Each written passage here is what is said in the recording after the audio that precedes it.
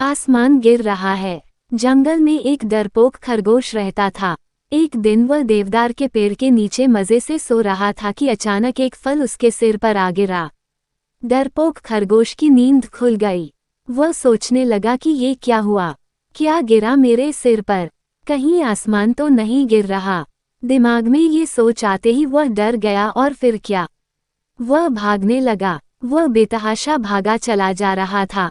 उसे इस तरह भागते हुए जब हाथी ने देखा तो पूछा, अरे भाई खरगोश क्या हुआ, क्यों ऐसे भागे जा रहे हो? खरगोश हौंफते हुए बोला, भागो भागो आसमान गिर रहा है।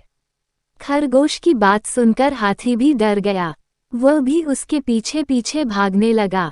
कुछ देर बाद उनकी मुलाकात गैंडे से हुई।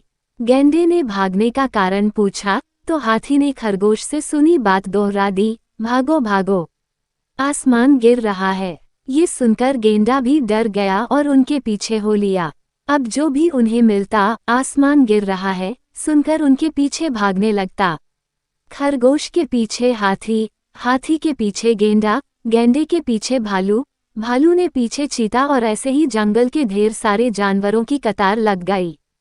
सब बेतहाशा भागे जा रहे थे।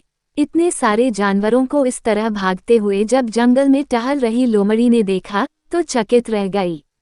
उसने कतार में लगे भालू से पूछा, क्या हुआ भाई, तुम सब लोग ऐसे कहाँ भागे चले जा रहे हो?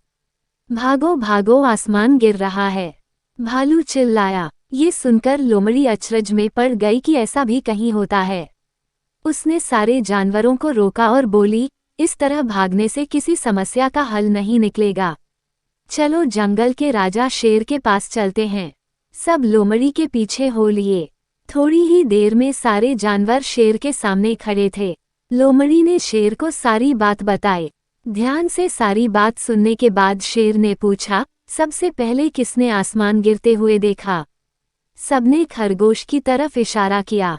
शेर ने खरगोश से पूछा, तुमने कहाँ देखा कि आसमान गिर रहा है? वनराज, मैं देवदार ने पेड़ ने नीचे सो रहा था कि तभी मेरे ऊपर आसमान का एक छोटा टुकड़ा गिरा और मैं भागने लगा और सबको बताने लगा। वनराज, हम सबको भागना चाहिए, कहीं पूरा आसमान गिर गया तो हम सबका क्या होगा? खरगोश की बात सुनकर शेर को कुछ संदेह हुआ। उसने लोमड़ी से कुछ चर्चा की, फिर सारे जानवरों को लेकर उसी देवदार ने पेड़ के पास आया जहां खरगोश सोया था। वहां देवदार का फल गिरा देख उसे सारा माजरा समझ आ गया।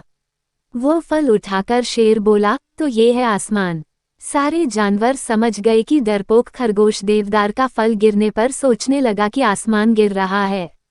सब हंसने लगे। खरगोश बहुत शर्मिंदा हुआ। शेर ने खरगोश को समझाया कि इस तरह की अफवाह न फैलाए। उसने सारे जानवरों को भी समझाया कि बिना सोचे समझे किसी की बात का यकीन न करें। शिक्षा, बिना सोचे समझे अफवाहें न फैलाएं। किसी की बात पर बिना सोचे समझे विश्वास न करें।